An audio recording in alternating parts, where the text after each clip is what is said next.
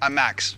Welcome to Toysmith Flutter, where every month we share supercharged insights for your retail business and spotlight a curated list of best-selling toys and gifts for your monthly shopping list. Last month, we shared the top-selling impulse category leaders for 10 different classes of trade, including hardware, pharmacies, and even campgrounds. If you haven't already checked out the leaders for your channel, make sure you click over to get ready for the upcoming holiday season. Also, we showed a behind-the-scenes look at the Toy Foundation's work in helping to support over 26 million kids and families across the country. This month, we travel back in time over 100,000 years to South Dakota and the Mammoth Site Museum. The Mammoth Museum is on top of an active dig site, and the remains of over 40 woolly mammoths, bears, llamas, and even camels are to be found.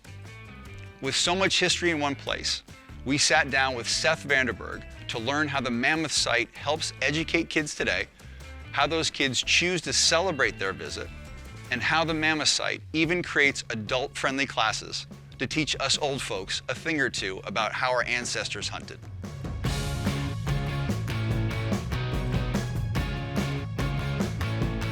To me, it's one of the really cool things about paleontology in general is there's a lot of work that goes into the study of paleontology. A lot of scientists working together, a lot of discoveries are made just by, people just being out and experiencing the world. So like our site, 1974, they were basically going to be flattening a hill to build a housing development. And then, they hit something that looks like it could be fossil, but he wasn't entirely sure. So he contacted Professor Dr. Larry Agenbrod, our head of research, and then he came out and started exploring it. And they're like, okay, we've got mammoth here. And they just kept looking around and they just kept finding more and more material. You have that 1974 when the site was first discovered, but then you also factor in that, our site is a sinkhole. So, it's kind of a result of the fact that this whole area used to be under a seaway. And so it's kind of cool seeing the continuity of events that, from here to here to here leads to, the Mammoth Site that we know it as today.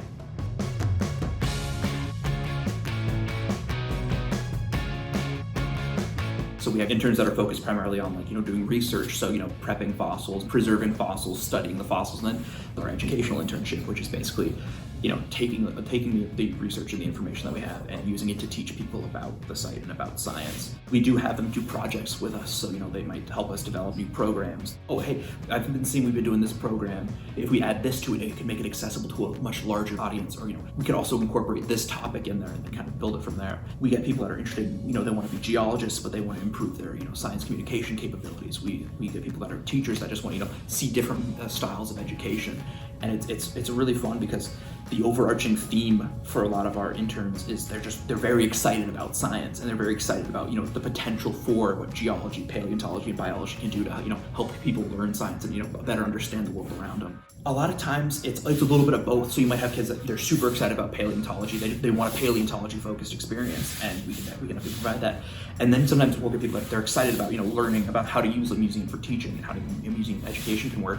And it's really cool because they oftentimes will keep that passion, but then also develop passions for new, aspects of the thing. So, I found I really, really like making storybooks that help explain scientific concepts. Or I found, through here that I was really excited about mammoths at first, but now I'm actually really excited about learning about clams too. It doesn't really change focus, but it kind of spreads to other aspects of the science, which is really fun. Taking some of the science concepts and, incorporating them into paleontology and, showing kids, here's how it relates to paleontology, here's how it relates to other things. It might make it a little bit easier to learn than just here's the concept.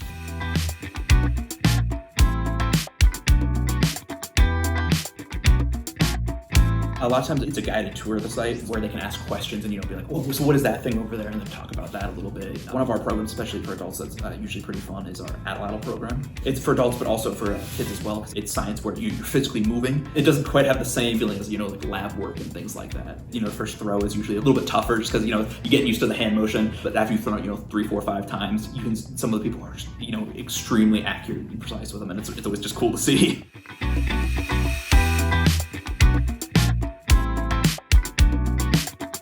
In terms of our gift shop, sometimes it's something that reminds them of the fossil they found. Something that can be carried around and that isn't necessarily, a femur that's, 4 feet long. Stuff that they can use to teach other people about what they found, some books and things like that. Oh yeah, I remember I got this when I was at the Mammoth Site, and this is a replica of a skull, something that they can hold in their hand and then have someone else hold. It's an extra part of that, that fossil experience where they get to keep finding stuff and then share, like, this is the stuff I found.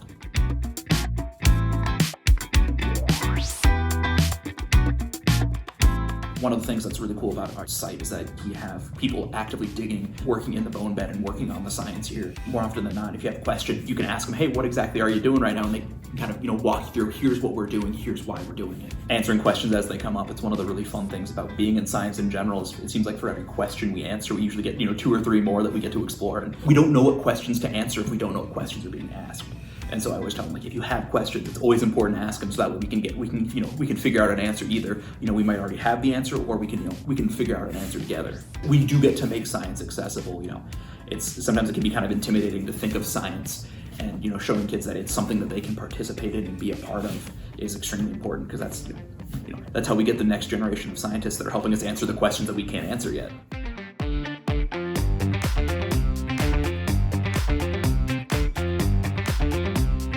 Seth, that was great. Thanks for giving us a taste of what makes the Mammoth Site so unique and some great ideas to help connect with local communities. Want to learn more and even get your hands on some real fossils and tools to share with your customers or kids? The Mammoth Site loans out teaching boxes to help engage more hands-on learning. You can get your hands on them by contacting the Mammoth Site team at mammothsite.org.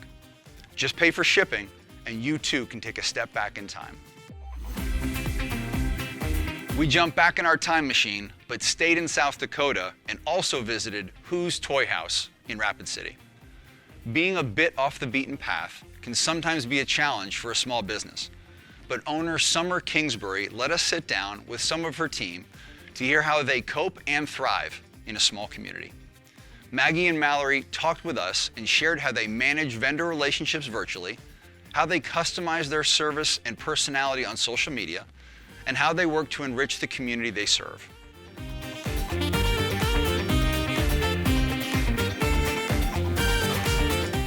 One of the girls that works here, she's been in charge of our Instagram. They do a lot of giveaways, and we do a lot of in-store giveaways. And those giveaways help to engage a lot of people. Hey, stop on by Who's Toy House and enter for your chance to win. Teresa is a grandmother, and her cute little grandbaby is adorable. They do Mima's picks, Mima's pick of the week, Mima's pick of the month. Also, we pick out Jellycats once a month, and each stuff gets to pick their favorite Jellycat, and we post all those pictures on Instagram. Everybody relates to somebody in a different way, and so if you can see that Mima is into it, oh, and I'm a Mima, so I should probably buy that same bath toy for my kid who's also one, Somebody else might see Mallory here with a Jellycat and go, oh, well, she's my daughter's age, so maybe my kid would like that one too.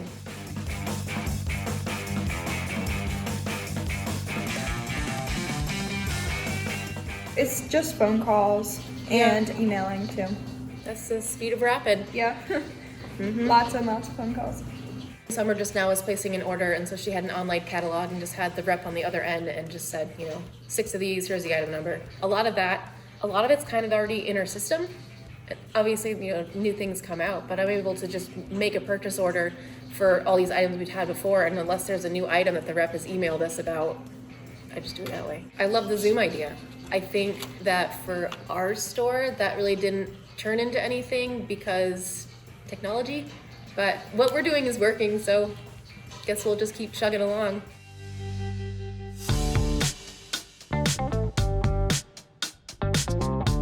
There's a community organization that helps out the local natives that live in this community. They get grants from the state, and they use these grants to buy gift cards in downtown districts. Summer works directly with them. They do a lot of purchasing with us. They come mostly around Christmas or the school year, and they buy things for their schools or their homes, anything that they need for the children.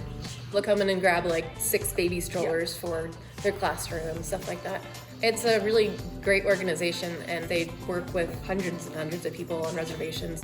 We also do these birthday buckets where kids get to come in a few weeks before their actual birthday, and they get a bucket, and then they can go around the store picking out what they want. And it's kind of like a registry. So people, like either family members or friends, can come in and pick stuff out from their bucket so they can get what they picked out on their birthday. Imagine going to that kid's party and he just got every single thing on his wish list. Yeah. And it's all wrapped and looks identical. Mima's pick of the month. How can you go wrong?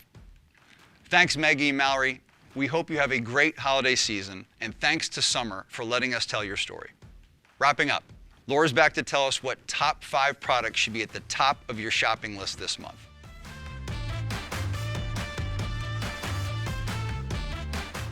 Since it is November, you may not have active and outdoor play items on your mind. But even though the weather is chilly, kids still need to stay active. The Get Outside Go Rebound Ball is a Toysmith exclusive and a perennial bestseller. Kids can perform a variety of tricks with the Rebound Ball. The 2.5-inch sponge ball has a 50-inch stretchable cord attached to a hook and loop wristband. Throw the ball and it rebounds back.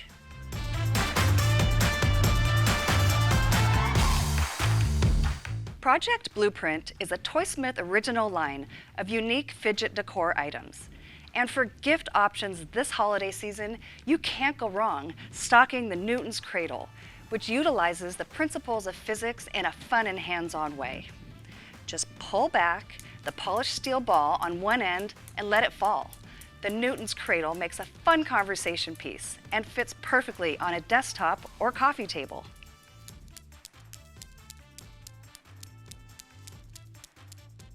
Are you looking for last-minute stocking stuffers for your store?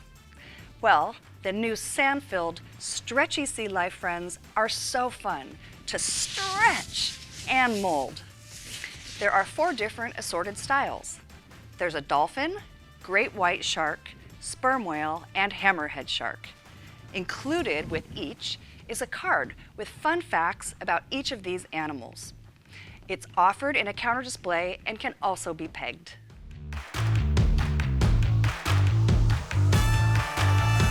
Don't forget to stock up on steam products this holiday season. The brand new hybrid crab bot from 4M is a solar-powered and battery-operated crab pet that's a fun and educational engineering science project. Kids can learn about renewable energy sources while having a blast playing with their new crawling crabby pet. Last but certainly not least, here's the brand new Neato pre-packed corrugate display. This one delivers fun for everyone.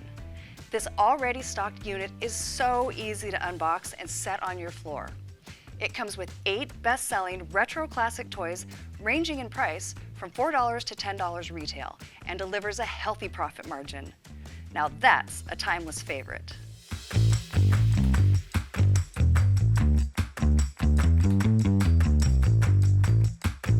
Thanks, Laura.